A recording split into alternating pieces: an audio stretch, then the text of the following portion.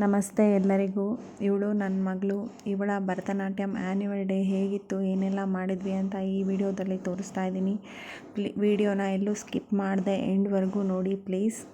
ಇವಳಿಗೆ ಡ್ಯಾನ್ಸಲ್ಲಿ ತುಂಬಾ ಇಂಟ್ರೆಸ್ಟ್ ಇದ್ದಿದ್ದರಿಂದ ಇವಳನ್ನ ಜಯಾ ಫೌಂಡೇಶನ್ ಆಫ್ ಡ್ಯಾನ್ಸಲ್ಲಿ ಭರತನಾಟ್ಯಂ ಕ್ಲಾಸ್ಗೆ ಜಾಯಿನ್ ಮಾಡಿಸಿದ್ವಿ. ಇವಳು 1 ವರ್ಷದಿಂದ ಭರತನಾಟ್ಯಂ ಕಲಿತಾ ಇದ್ದಾಳೆ.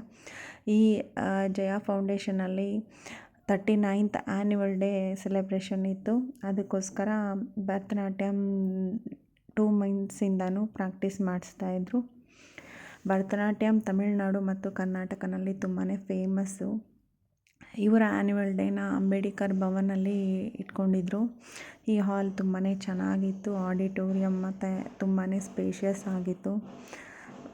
ಅಲ್ಲಿಗೆ ಹೋಗೋಕ್ಕಿಂತ ಮುಂಚೆನೇ ಮನೆಯಲ್ಲೇ ಹೇರ್ ಸ್ಟೈಲ್ ಎಲ್ಲ ಮಾಡ್ಕೊಂಡು ಬನ್ನಿ ಅಂತ ಹೇಳಿದರು.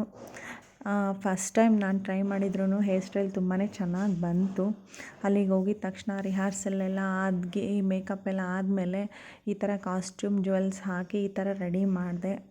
ನನ್ನ ಮಗಳು ಕೂಡ, ಚಿಕ್ಕ ಮಗಳು ಕೂಡ ಹೋಗಿ ನಿಂತ್ಕೊಂಡು ಒಂದು ಫೋಟೋ ತೊಗೊಂಡ್ವಿ.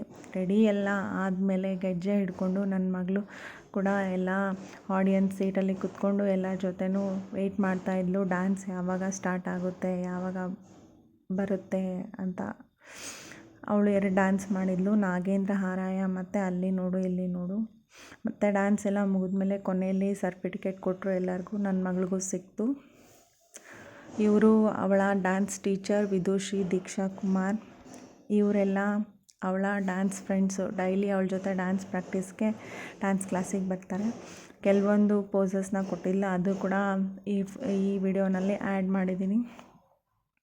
ಈ ಡ್ಯಾನ್ಸ್ ಪ್ರೋಗ್ರಾಮ್ ತುಂಬಾ ಚೆನ್ನಾಗಿತ್ತು.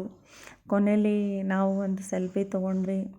ನಮ್ಮ ಫ್ಯಾಮಿಲಿ ಫುಲ್ ಒಂದು ಸೆಲ್ಫಿ ತೊಗೊಂಡ್ವಿ. ಅಲ್ಲೇ ಊಟ ಅರೇಂಜ್ ಮಾಡಿದ್ರು. ಊಟ ಮಾಡಿ ಮನೆಗೆ ಬಂದ್ವಿ. ಡ್ಯಾನ್ಸ್ ಈ ಭರತನಾಟ್ಯಂ ತುಂಬಾ ಒಳ್ಳೆಯದು ಮಕ್ಕಳು ಕಲಿತ್ರೆ. Thanks for watching.